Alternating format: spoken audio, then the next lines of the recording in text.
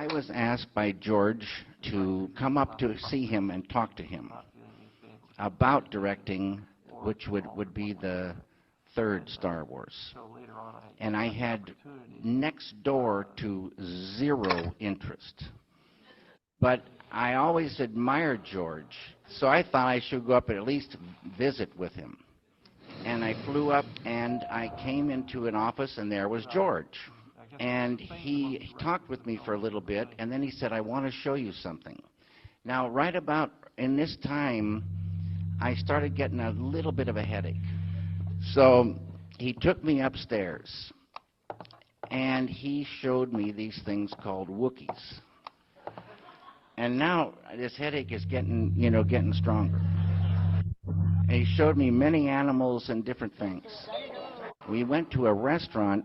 Not that I don't like salad, but that's all they had was salad.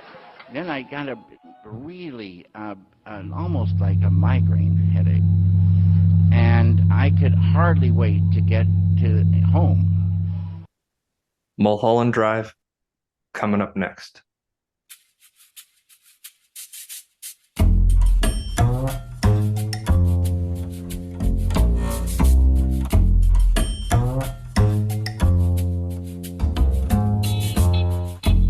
Haven't Seen It with Tim Sestito and Tommy Tevenet.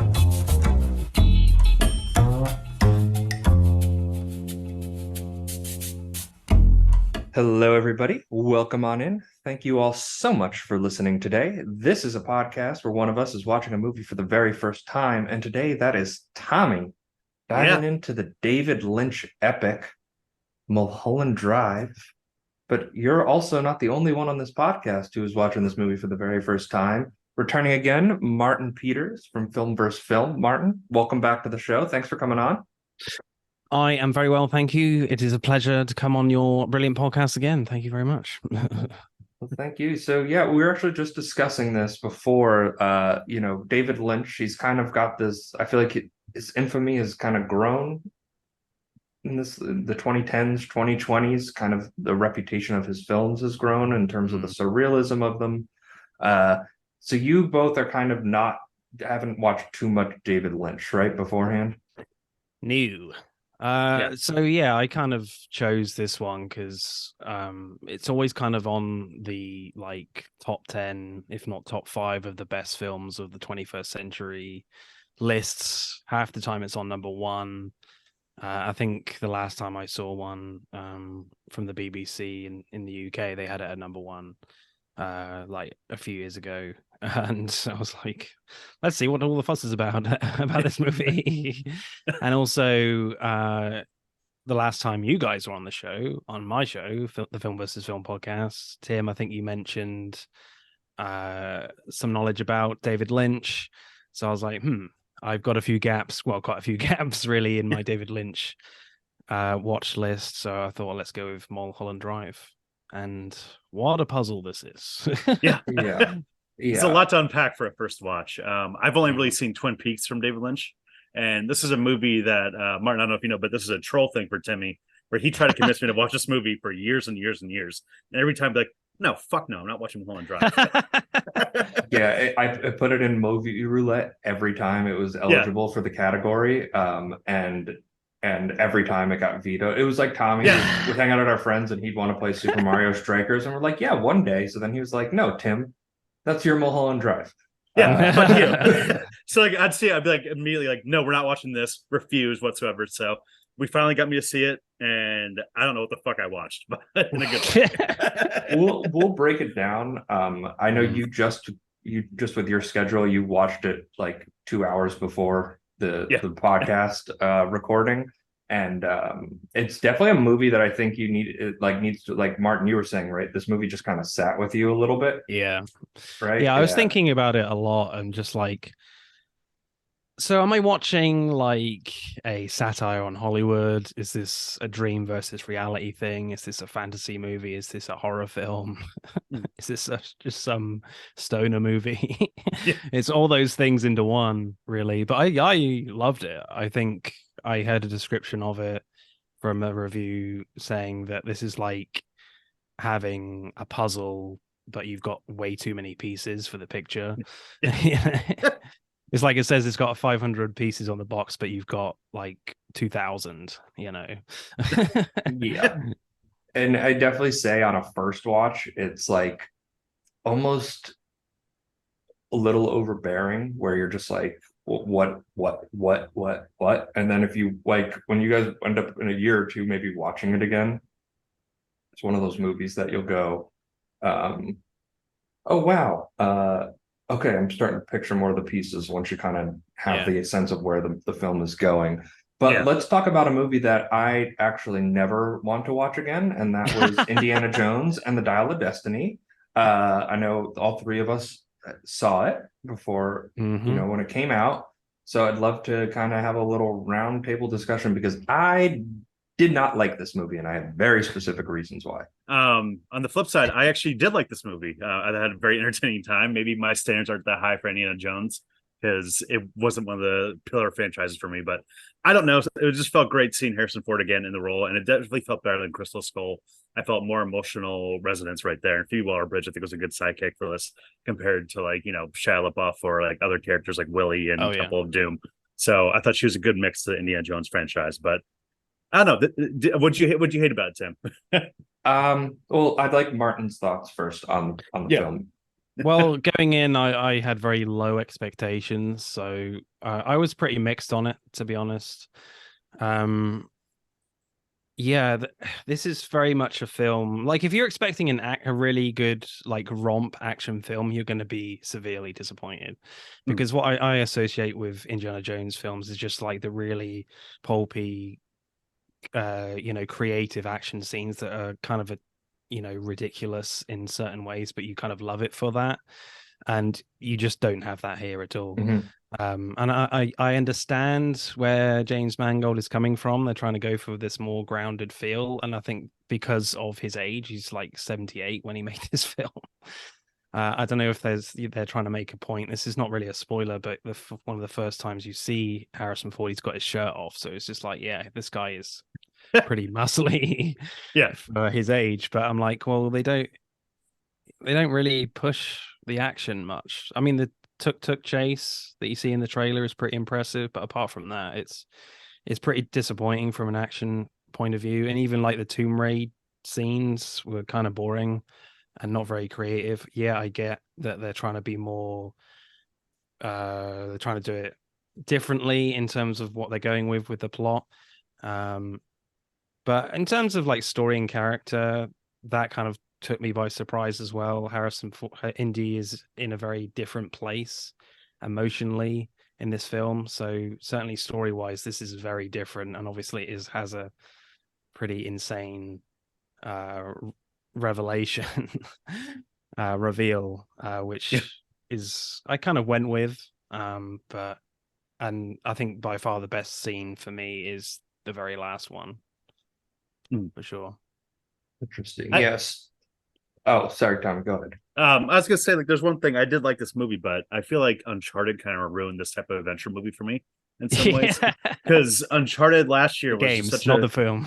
Well, I guess both, but the film was just such a generic, like, paint by the numbers adventure story that, like, I couldn't help but think that I was like, oh, this is just so generic at some points. I still find it entertaining, but maybe I was just like, fuck it, I got to see Indiana Jones run around. I guess that's what my expectations were. So my expectations were met in that aspect. All right. So yeah, Martin, I agree with you that like it's pulp action. It's based off adventure serials of the 1940s. That's like the whole concept of it.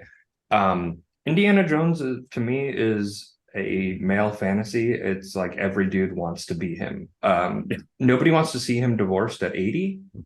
That's like my number one problem. It's just like you needed to recast this.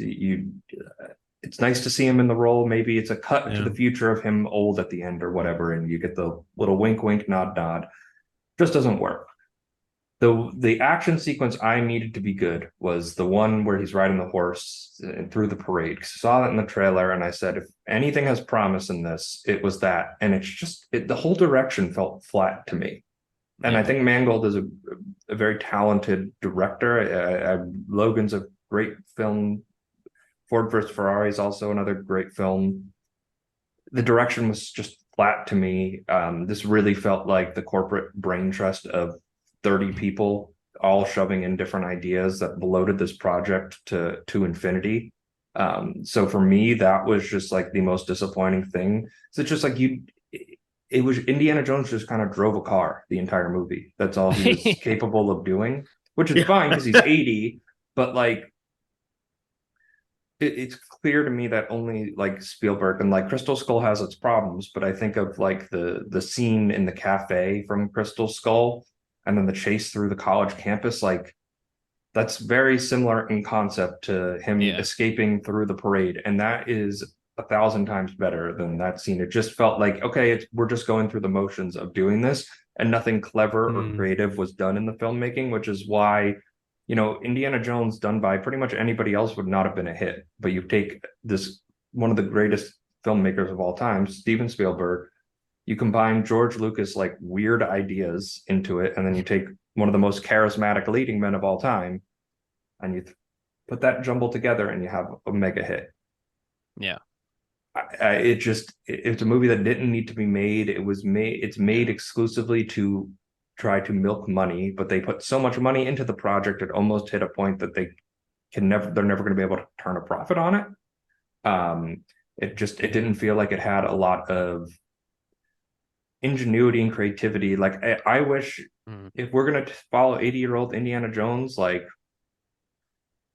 make it a completely different movie. Like don't make it an Indiana Jones movie, because you can't do it with him at 80. It is. I mean, it's a point that they have like a whole first third of that movie being him de-aged. The de-aging worked for me.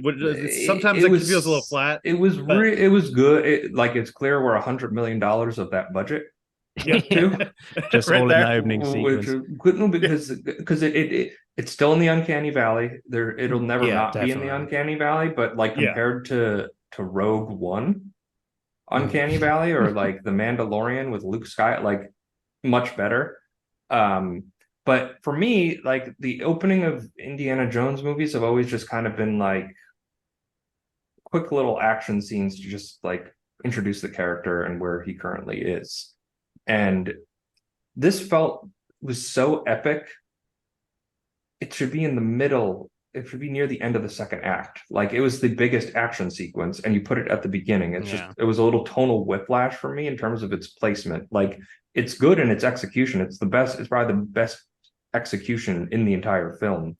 But for me, I'm watching a 30-minute train sequence as your opening to the movie, where that feels like it should be in towards the end of your second act of the movie. Like I would have been totally fine just if they did they didn't do the Paramount. They put the Paramount logo in the beginning, but they didn't do the clever transition. Well, no, they did the Lucasfilm logo, which was disappointing. Disappointing, but it would have been interesting if it was like a picture of a mountain and it just zooms out, and then it's Indiana Jones asleep in his chair in his apartment, and we just start the movie there, and then maybe we get that flashback sequence like at the hour and a half mark that gives the movie the energy it needed at that point to justify the runtime. Like maybe when Mads Mikkelsen and Harrison Ford, and he's like, "Oh, I remember you," and then it fades back, right? Like I just felt like that. Yeah, it was too big of an opening to not, I think, and then you didn't beat it at any point. Yeah, I still think the tuk-tuk chase was pretty cool, but I agree with the opening scene. I feel like there's just a action creativity problem that it just dragged on and on and on, and they didn't really know what to do. There's a lot of like Indy pretending to be a Nazi in that scene as well, which felt a tad repetitive. So I felt like they were kind of really trying to write themselves out of that scene a lot, where it just kind of dragged on. I also feel like you could have just picked it up with him, you know, in the train of the Nazis, right? Like you could have cut the first 15 minutes of this out and then just cut to him like reading a newspaper on the train full of Nazis, and it just like picks it up and it's Harrison Ford's face. Okay, got it. Then that's clever. Yeah. And then it's a 15-minute, and then it's there. Instead, you have this whole 15-minute thing of him getting hung, which everybody definitely remembers, and it just like it just goes, and then he's driving the car, and it's just like it's a ton of once. It just feels like repetitive of James Mangold's career itself, like how he did the train sequence in the Wolverine movie. I mean, like this guy just loves his fucking trains, apparently. I mean, I did like the movie overall because I just felt like the chemistry did work a little bit for me. I mean, I think that in terms of 80-year-old Harrison Ford, you get what you get. I mean, now we hear that Tom Cruise wants to do Ethan Hunt Mission Impossible until he's 80, so we'll see how that ends up in 20 years. But not Tom do we Cruise need our is action stars to age this much? Well, Tom Cruise is not really human, to be honest. Tom He's a Cruise crazy is- man. Tom Cruise is a lunatic, and I love him Yeah. for it. Yeah. Tom Cruise will be in better shape than most people in their 20s when he's 80. Like he will be in the top 1% of human fitness Yeah. overall, and he will still be flying planes. And Tom He'll Cruise still can fly be- planes, and Harrison Ford can crash them pretty well, but he can't. He's not a great pilot like Tom Cruise, and it just Tom Cruise seems to have a lot more creative control and vision than Harrison Ford does. Harrison Ford's just more of like, not that he doesn't bring creative process to it. I'm just talking from an overall production side of things. Like he seems to have a clearer vision of it, where I think Harrison Ford is more invested in like the character itself and like developing that. Yeah. Where I'd say we're going to criticize Tom Cruise. I feel like Ethan Hunt, Maverick, those iterations, I'm like, he's playing the same character. He's like, I think he's just playing Tom Cruise at this point, which is fine. It totally works in the movies, but there's no like distinction in these characters, where I feel like Harrison Ford's a better actor in that sense. Yeah, I feel like Tom Cruise is going to continue to stand on sofas for the rest of his life, really, to keep his fitness up. The workout regimen. Yeah. Well, I'm glad one of us enjoyed it. One of us kind of, maybe, not really. And then someone that despised it. Yeah. You get all the opinions, all the ranges. I can probably make a guarantee here that none of us will ever watch that movie again. But maybe. Yeah, on the back of a plane, maybe. Right? Yeah. For you. Yeah. Just the way it was, that $320 million budget was meant to be experienced. But yeah, it's just insane how much. I mean, I know they filmed it a lot in like COVID conditions, so that must have burned a lot of their budget as well. So it was over reliant on CG. Like you gotta mix your effects and keep your costs down. We really needed young Harrison Ford, and we really needed Mads Mikkelsen to play the same character he's playing like 20 other movies. That guy's been a villain in like every major franchise at this point. Like the vaguely, it's like the same thing as Marvel, Star Wars, but James Bond. Like everything.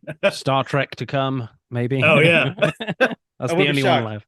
Yeah. Oh, and also just to spoil it, because when they go back in the past, like when I watched it initially, I hated it so much. But I come around on it a little bit in terms of its schlockiness. Like it's just so over the top ridiculous that I'm kind of like, all right, I appreciate it. Like usually in Indiana Jones movie, it's like the lesson is just leave the treasure alone, and then the people die when they just try to use it. And they actually went through with it. And I was like, I didn't know where exactly it was going. I was like, are we really going to do, like, is this going to turn into 1939 and young Harrison Ford and old Harrison Ford and on a bad green screen multiverse Indiana Jones? Multiverse Indiana Jones. I was like, oh God, like I was I had the same I was very worried at that. I was very worried in that point of time where I was like, oh, this can get really bad.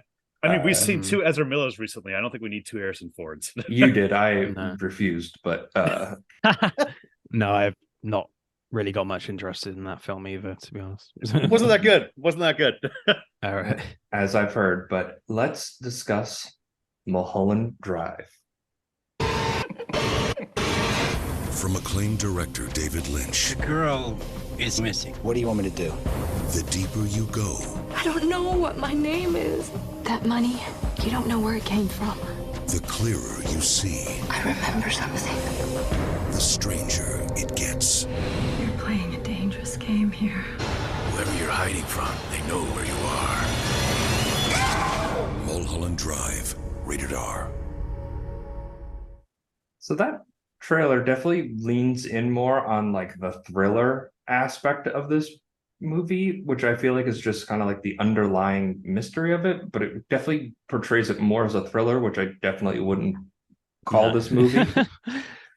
Because like the mystery, the characters aren't really resolving I guess they are, but it's more about the audience uncovering the meaning of the movie is kind of the thrilling aspect of it to me, versus like finding out who Rita's or Camilla's identity is. So I think just a brief plot recap of this movie for anybody that is listening to this podcast who has never seen this movie, because when we start to discuss it, you're going to turn this off immediately because you're going to go, I can't follow this. So I'm going to give Yeah. just a brief That's how I felt watching it. a brief overview. A dark-haired woman, the movie opens and the woman is a dark-haired woman is a survivor of a car crash. She walks into an apartment. This is played by Laura Elena Haring. She is called Rita, and Betty Elms, played by Naomi Watts, is this young upcoming actress who lives in her aunt's apartment and finds Rita in the apartment, and she cannot remember who she is. Meanwhile, Justin Theroux's character Adam is directing a movie and being forced to cast a specific actress. He doesn't want to do it, and his life falls apart. Mystery ensues. They go to a operatic show. A blue key and box are unlocked, and Betty is now Diane. Rita is now Camilla, and Camilla is dating Adam, the director. And I think that's just the basic plot I can kind of give, because without It's a body swap film. it's a body swap film. It's a character intention film. It's a character intention film of Diane, who is played by Naomi Watts, who envisions herself as Betty Elms. And the good 4/5 of this movie are a dream. It's the dream of the life that when she came to Hollywood, she envisioned. And when she woke up,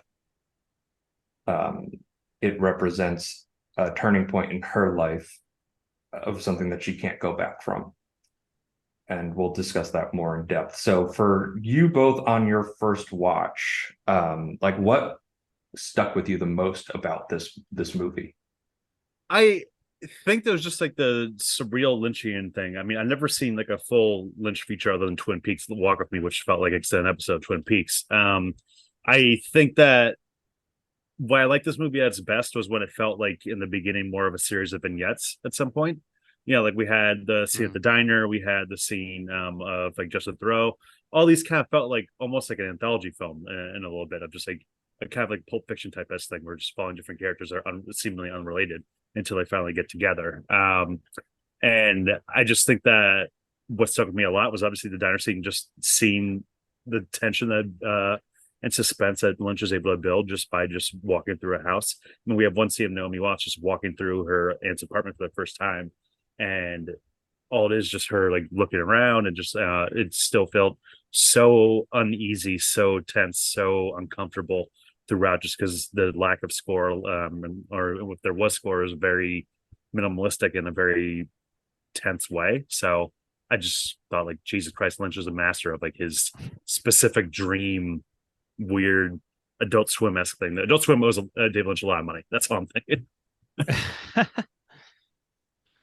Yeah, I really enjoyed it. It's just really interesting just trying to figure out like what I just watched, really. Yeah, I agree with you, Tommy, as well, that to begin with, it's just like, is this just kind of a commentary, a satirical kind of look at Hollywood? And then you get this really bizarre scene in this theater when they go to this place at 2 a.m. and you get all this, you know, silencio stuff, and you're like, what the hell's going on? And then the characters all change, and you're like, oh, okay, was everything that I just watched a dream? Was it all fake? Am I now watching the real stuff now as Naomi Watts as Diane Silway? But then hang on, that can't be right, because surely it must be more of a vision type thing, because you see Diane Silway's body in her apartment. So is it kind of more of a premonition thing? I don't know. So it's all a bit confusing in like a really interesting and good way. Yeah, and certainly that Twinkies scene in the diner was really great. I remember as a kid, I think, watching like the I don't know, the 50 greatest scariest moments in films or something on TV, and I saw that one, and I was just like, I ain't watching that movie. Yeah. And here no, you thank are. you. Your childhood Yeah. self is very disappointed Yeah. in you. That was the only scene I saw beforehand, because I think I saw that on some like Reddit thread of like scary movie moments. So I saw the diner scene on its own, which works as its own standalone film. Yeah, it's so unnerving. And Mm. yet this scene shouldn't be as scary as it is, because it breaks all the rules of like horror filmmaking, where this character just tells you exactly what's going to happen in the moments that follows. And all it is just a guy talking at a diner to another guy, and he just walks down the street, and a dark, creepy guy out of some sort of fantasy film just pops out around the corner and says nothing, and the guy dies. Yeah. And I think why it's scary is because of the way Patrick, what's his name, Fischler. Fischler, yeah. Fischler. I just know him from Jimmy as in Mad Men when he plays the guy Yeah. in season 2. That's Yeah. where I know him from. Like the way Patrick Fischler tells the story of his dream, just the way he tells it, and you can see like the fear in his face. It's not much; he doesn't do too much, but you can really sense that he's very unnerved, and that just totally just informs your imagination to follow as he's walking down the street. So well done. Nothing really, happens that's as scary as that to follow in the film. Yeah, so that was definitely a scene one of the best scenes, I would say, in the film. Yeah, and I think that scene on rewatches is the scene that's supposed to tell you early on that this is a dream. In a lot of interpretations of this film, the black creature, the black man, woman, whatever it is the representation of Diane's guilt. Because I think the one thing we didn't lit up, because once the dream sequence is done after the Silencio Club scene, yeah, and we see Diane in her actual self, there's a shot of her, and there's a blue key. The blue key is on her table. Yeah, and then it's gone, and then it cuts to Camilla, who is Rita in the dream, in the apartment, and it's clear that they had some sort of relationship, an intimate relationship. And she decides to she goes to this party at Justin Theroux's house, Adam's house, and they're together. They're announcing their engagement, and then it cuts to her at the diner, and we see her with a hitman, giving money, the purse full of money, and sliding a headshot of her over. And he hands her that blue key, and he says, once this happens, it can never come back. Like, you can't come back from this. Are you sure you want to do this? So that was the moment that Diane decided to kill Camilla out of jealousy, because she just never had the career and the success that she had. And she's a jaded lover who's still in her life and just feels envious and jealousy. And that's what the whole first. But then, like, could that scene be like the start of the story, maybe? Whereas maybe the hitman is like in linear storytelling, yes. But that I don't know, is the hitman has kind of hired someone to crash into that car that Laura Haring is in, and then you go from there. I don't know. And that doesn't make sense because it's the same actress, Naomi Watts. Yeah, I definitely think this is gonna be a film that I'm gonna need to like unpack a lot, because on first watch, mostly what I'm just thinking is just like, what the fuck? I mean, that's why like I like the vignettes more. Yeah, yeah, in a good way, I guess. But like that's why like the vignettes just stood out for me a little bit more. Where like I just love the introduction to Adam Kessler, Justin Theroux, in this movie, where that feels like almost like a completely different film, where it's just like some it seems like a comedy. Yeah, a comedy of some guy who just has the worst day of his fucking life, where he gets fired from his job, his wife cheated on him, he gets beat up by Billy Ray Cyrus. Great cameo by Billy Ray Cyrus. Yeah, great cameo. I didn't know that was Miley Cyrus's dad until you told me, Tim. I was like, oh shit, that makes sense. He was great in this movie where he was just like, hey man, just pretend you didn't see anything. It'll be a lot easier for you. Just like the understanding guys, like, hey, I know you fucked your wife, but I understand this is hard for you, bro. But you just got to leave, dude. You got to leave the property. And then I love when he takes the jewelry box and puts the paint in it. Yeah. Like that is the perfect reaction. Yeah. And even though his wife, we get like 2 minutes of screen time, you get that she's clearly a materialistic kind of person. Yeah. So him taking probably what she loves the most in this world and destroying it all is just perfect. The perfect way to get back and spite her. It doesn't bother just trying to steal it, untouched, unblemished. No, I'm going to pour I'm going to ruin it. Paint on it.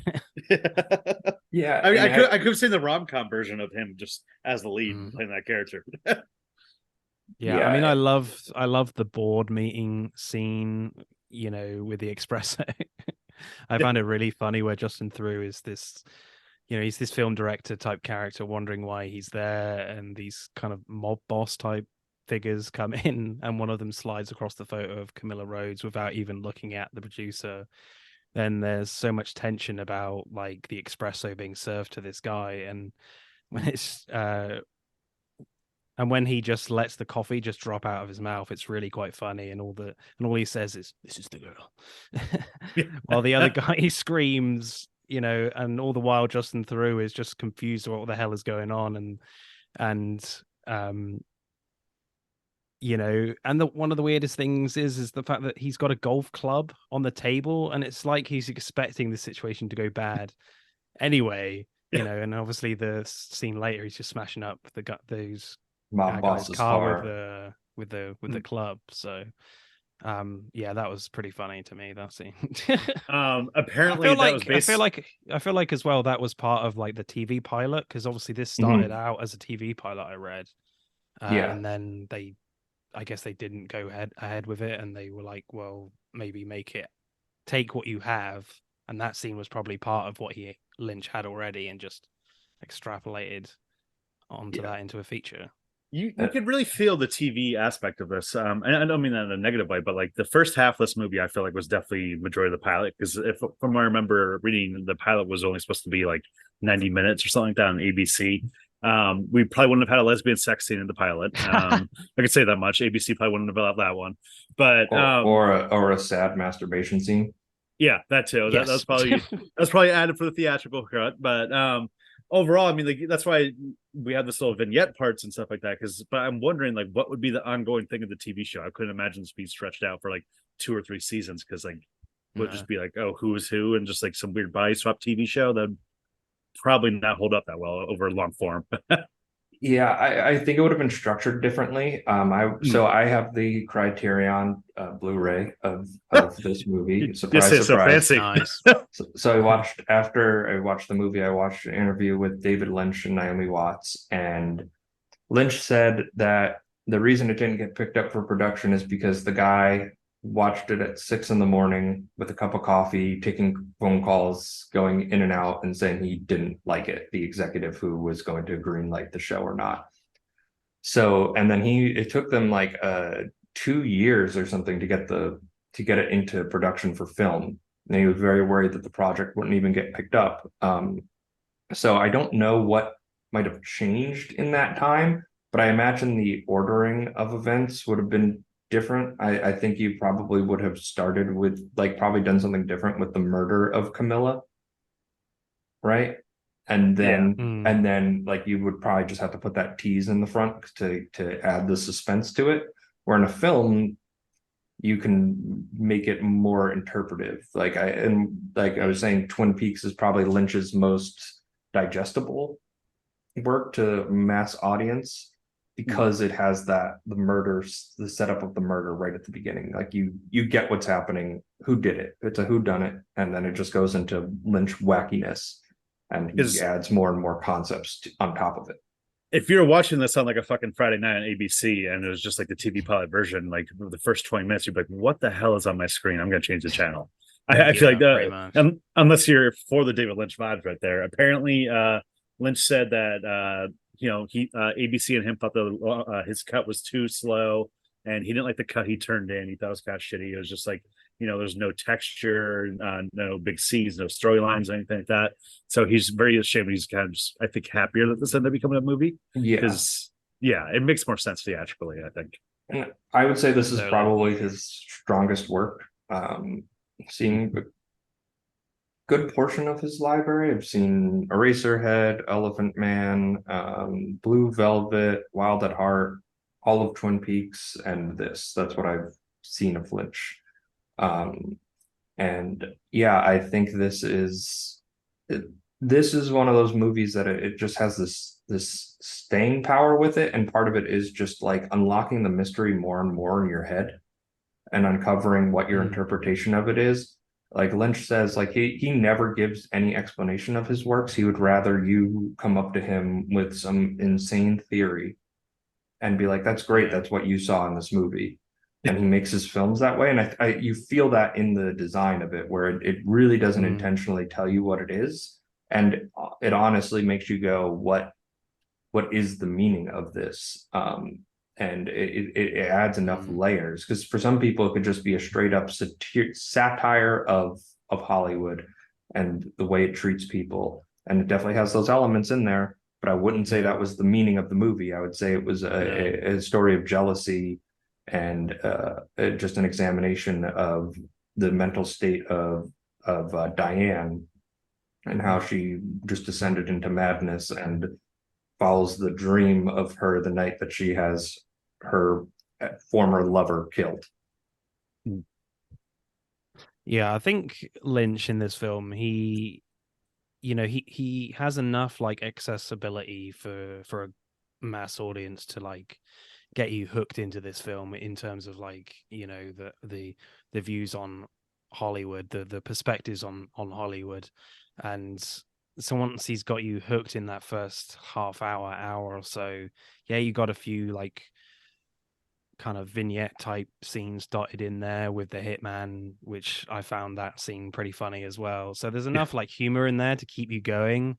So then once you're pretty much, in the driving seat in this film, really connecting with these characters, with Naomi Watts, then he's afforded to like put the more weirder, crazy stuff in there for me, and then the theories that audiences come up with, are more plausible. Well, not plausible, but more, they get you thinking more. If you have like a shit ton of like crazy stuff at the start, you're like, you're going to get lost easier, more easily if it's a bit less balanced in that way. So yeah, I think Lynch in this film, he brings just a perfect balance of drawing you in with something that's familiar in a mystery type genre, and then mixes all these other genres together to eventually having her parents being 3 inches tall and then grow larger and end up killing her. He definitely like eases you into the reader Lynchian shit, at least in this one. So I mean, the worst we have is Patrick Fletcher in the beginning, but other than that, I mean, like, it feels a little surreal. I mean, one thing I love about Lynch's style is that the style of acting in this is just so unconventional and weird. It kind of reminds me of like Italian Giallo, whatever, I forget how to pronounce it. Oh, right. But Giallo. Giallo. Like, Suspiria, movies like that, where the acting style is just very, so in some ways, over the top. Naomi Watts, this movie, I felt like was just a very certain type of acting right here. Very, it's quite heightened, isn't it? It's there's definitely like a dream like quality to just the visuals as well, but her acting especially, well, kind of from both of them, Laura Harring as well. There's a dream like heightened quality that their dialogue delivery isn't as natural as it could be compared to the last 20 minutes or so, when you get the changes of characters. Yeah, and it becomes way more real once that blue box is unlocked and the dream is over. And you get stuck into the reality, and then you get the setup of why did Diane go through with it? Like, what did Diane do? Like, why are we in this shift? Because I said it before, there's the one scene right after where the blue key is on her table, and then it's gone. Like, it's almost instantaneous. And that is Yeah. just the shift of that is just to know that, okay, the murder happened, but you don't know what happened.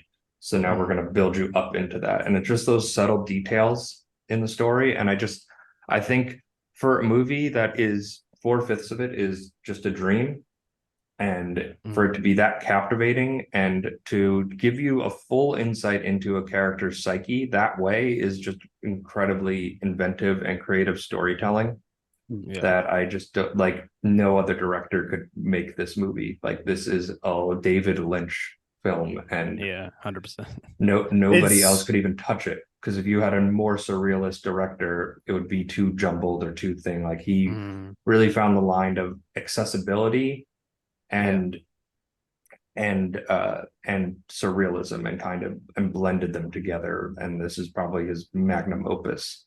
Yeah, because the terrible version of this is just like, it's just way too, like, even more so confusing, just unengaging, and like the acting just seems like it's intentionally awful and stuff like that, and just god awful. It's crazy for this movie being known as like one of the greatest movies of all time.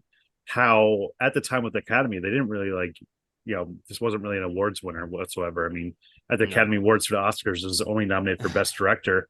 Naomi Watts should have been nominated for Best Actress instead of Renee Zellweger. She probably should have won Best Well, Actress. If you look at the year for the podcast, yeah.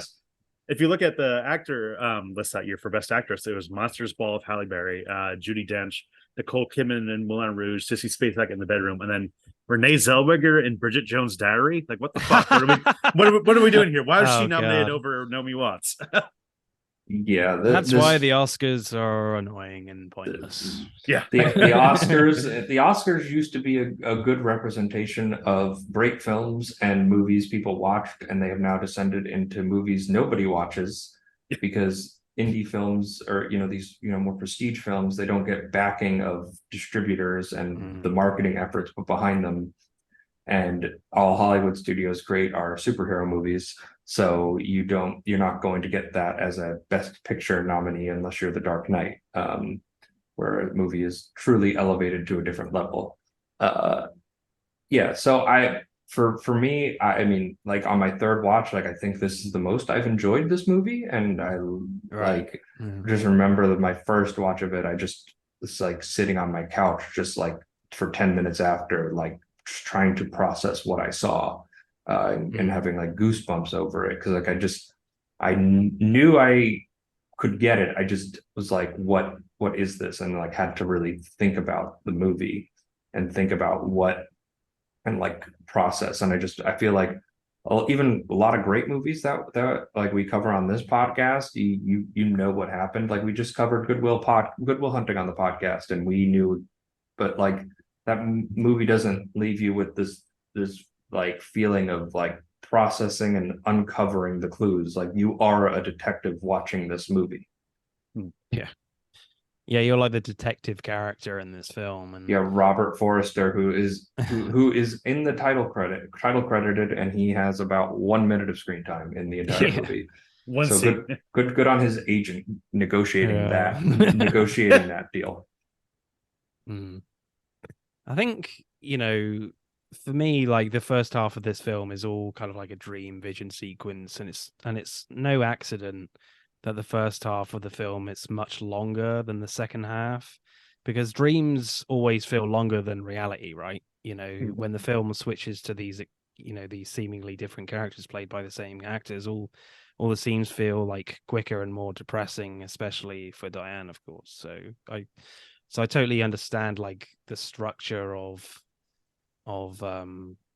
where Lynch puts the marker, where, okay, we're going to change it here, like, basically at there's not really acts in this, it's just the last 20 minutes. And one of the other things that is interesting to point out is the amount of control that Betty has over Rita in the dream sequence versus how she has absolutely no control of her in real life, where even to the point that the disguise they're putting on Rita is in a duplicate of her hair, right? So it's like this power control, this power fantasy, even though Betty is such a warm and kind and just like this idyllic girl coming in. It's the idyllic love affair for Betty, slash Diane. What she hoped her life would have been, and it didn't turn out that way. And like,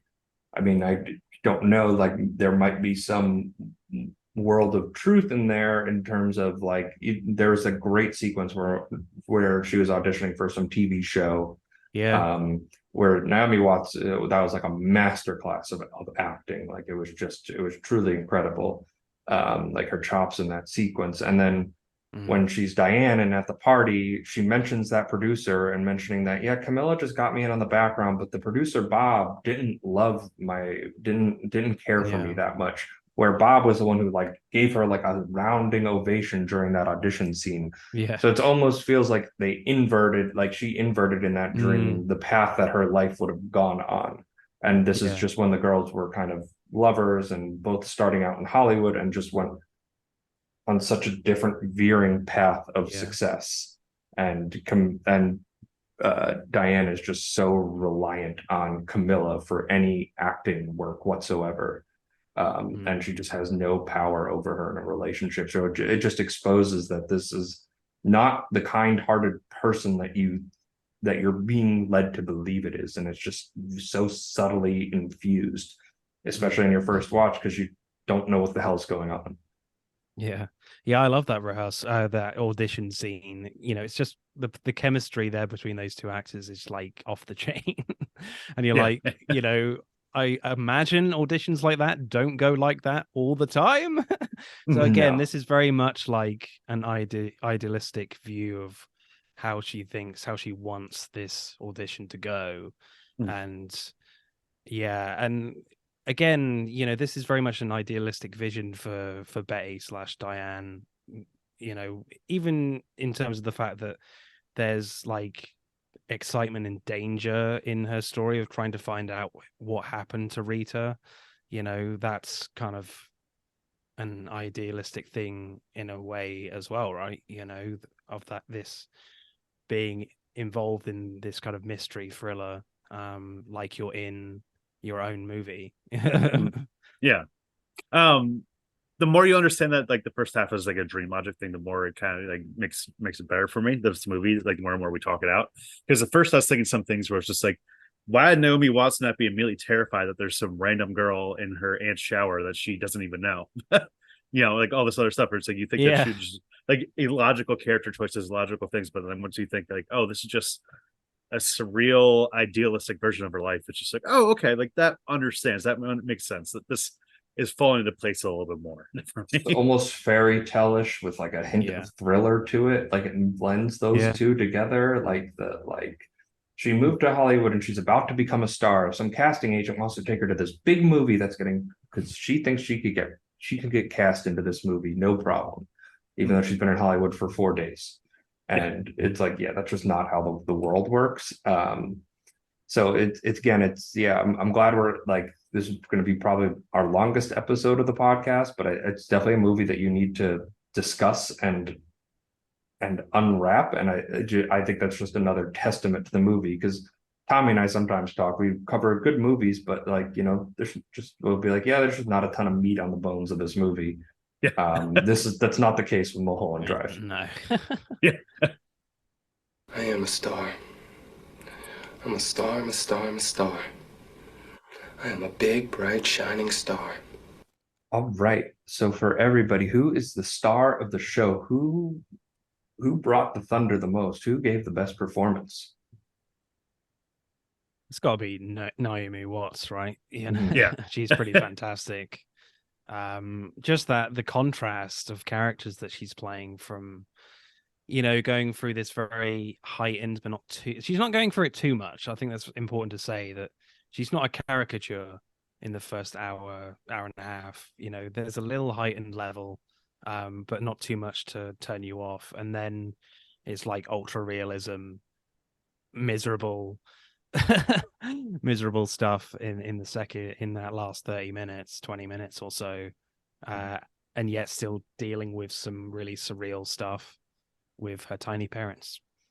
Yeah, this is obviously I think it's Naomi Watts right here. This was a career making performance for her. She was really kind of just like struggling in like terrible B movies. I mean, like she was in Tank Girl, which I saw for the first time recently as like a bit side character, and that movie's not exactly known to the test of time right here. So I mean, this movie just showed her range right here, just like how she can play within the Lynchian vibe, and like even if it's slightly heightened, slightly over the top, it didn't feel like bad acting. It just felt like she's mastering what Lynch wants out of her right here. So, yeah, I think it's easily her. Yeah, and in the interview, Naomi even said there were points where they would do takes, and Lynch would be like, "No, no, just bring a little bit more out of it." And she was like, ultimately, it was my trust in David to do what he wanted, just knowing his body of work to bring it to that level because it felt so unnatural to her when she was Betty. Like she said, the scene of like when she lands at the airport and she's coming down the escalator, she's like looking around, like eyes wide, like this, and she was like, this just feels so like corny and cheesy, but yeah. Just a shopping center, David. Yeah, and it just nothing special here. It doesn't come out that way in the film. And yeah, Naomi said that she'd been in Hollywood for 10 years. Like she said, she's faced so much rejection. She had built this wall in front of her face, like just layers of it, because she'd meet these directors who wouldn't look her in the eye, wanted to have a 2-minute conversation with her and see if that was the girl. So she just built up such a layer of defense, and said that when David just sat down and just had like an actual conversation with her and just looked her in the eyes, and she just felt that like wall like disappear in front of her face. And David said that she just had this like lightness to her that he felt was perfect for this character and what he envisioned. And yeah, that's how Naomi got the role. Basically, because she was pretty unknown at this time. This was the role that made her. Yeah, she was a great schlock like Children of the Corn Part 6 before this movie. So I mean, her career definitely took a step up. Yeah, definitely took a step up. Are you ready, comedy partner? Waka waka. So, boys, hear me out. Mulholland Drive, Muppet adaptation. They've never done a dream-like surreal sequence with puppets. No. No. I'm just saying. What if the first half was just Muppets completely, and then once it gets to the real world, it's just all of a sudden just like everyone's just normal. They're all they're all human. or the other way around. The dream sequence is all human, but still like, they're human, life. but still furry. Yeah, still that would furry. be David Lynch. you get to the non-dream sequence, so it's like, oh, they're all Muppets the whole time. It was Kermit having a dream about him being Naomi Watts. Yeah. Would this be a complete bastardization of David Lynch's magnum opus? 100%. Does that not mean that I still don't want to see a Muppet adaptation of it and watch it 10,000 times? I do. I still do. I understand that it's wrong. I understand that everything about that sentence is incorrect. It would be a financial failure in the magnitudes that Dial of Destiny could only dream of. But I still want to see it. That just make that movie for me, Disney. That's all I'm asking for you. I'll even improve my score of Dial of Destiny if you decide to make Mulholland Drive. I'm here to barter. I'm here to barter. We're the specific niche audience for this, so it will be only 3 people in the theaters. And I'll go, and it would just be wonderful. But no, this would not work as a Muppet adaptation, not even in the slightest. No. It certainly would be a lot less sexy as well in those scenes. So. Just Miss Piggy and Janice. Speak for yourself.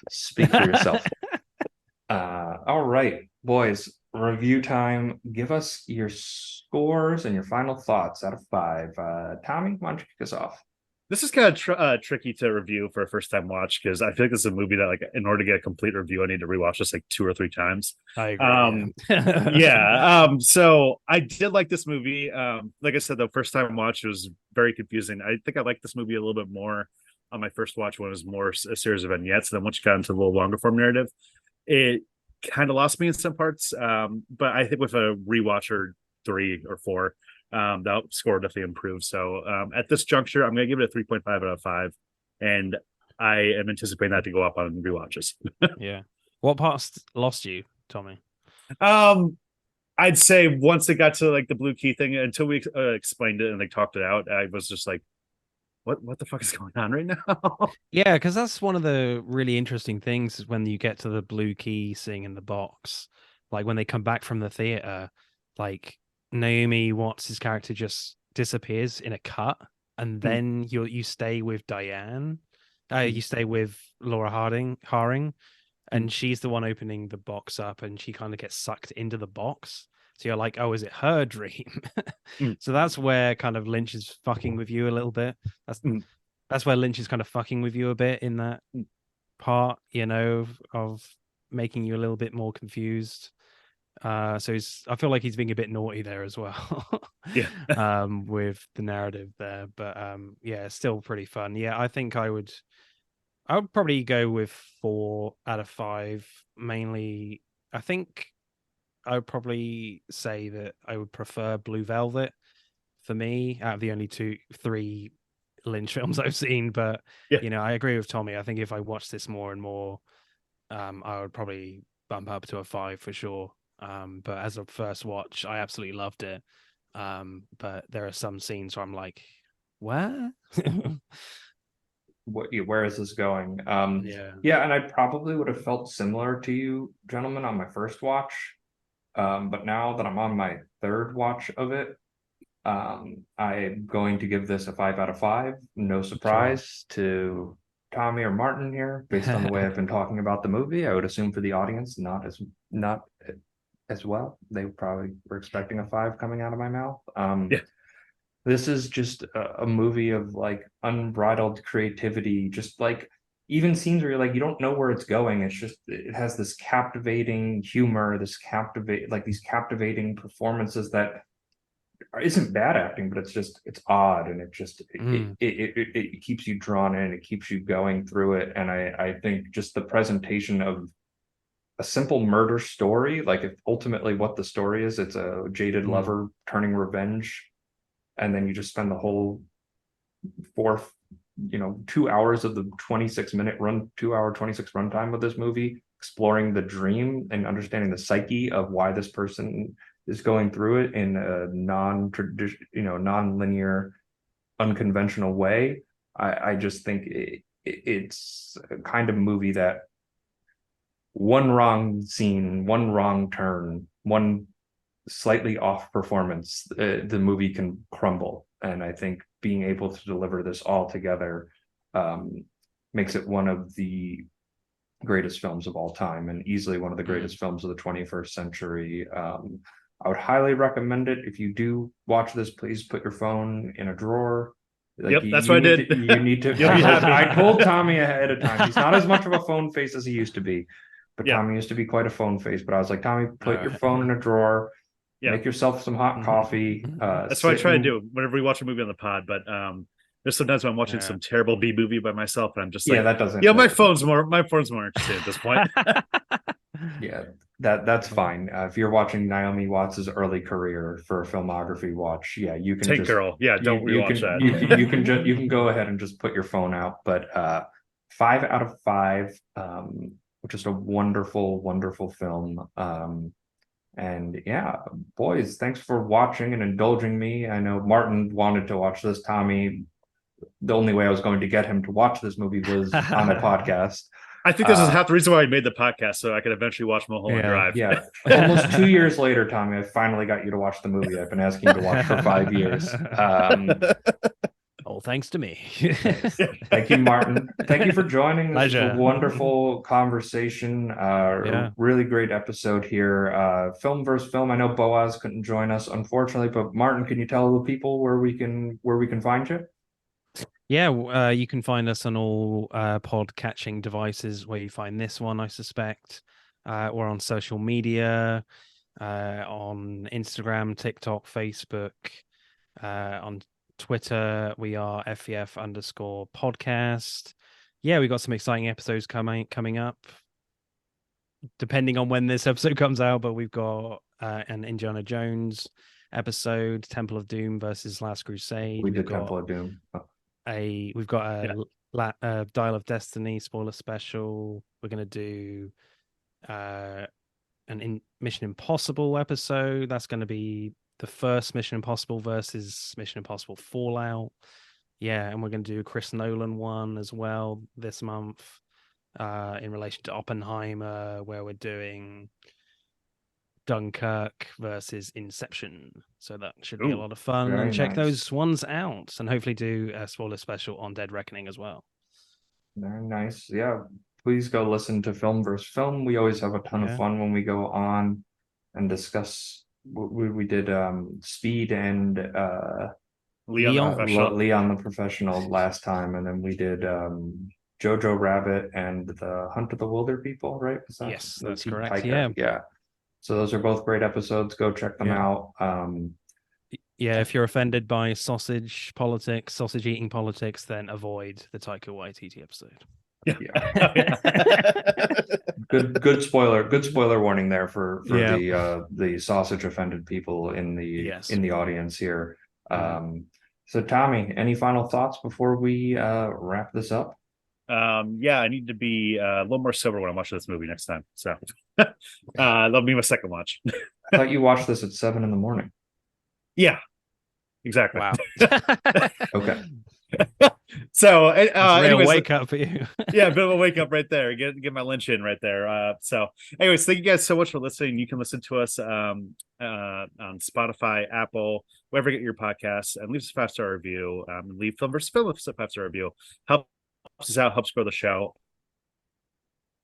Month coming up, we're gonna have it enough because Arnold Schwarzenegger's birthday is coming up later this month, and we have to decide if we're gonna watch Commando, Total Recall, or Conan the Barbarian. So still figuring out which one to watch, and we need your guys' help. Not Predator.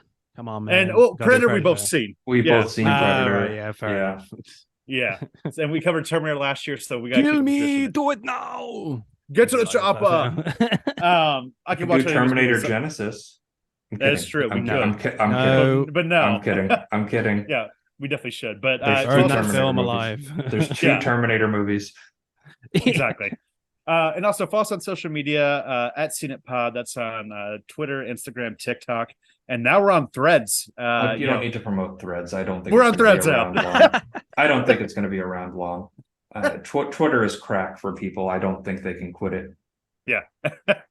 So is Threads just the alternative to Twitter at the moment? Is that right? It's Instagram's version, but it just takes all of your data, and it no, I saw a picture of the terms and conditions of what they take. They take your private financial information from you. So very good. Yep. Well, great job for me signing us up. So yeah, I'm glad it was you.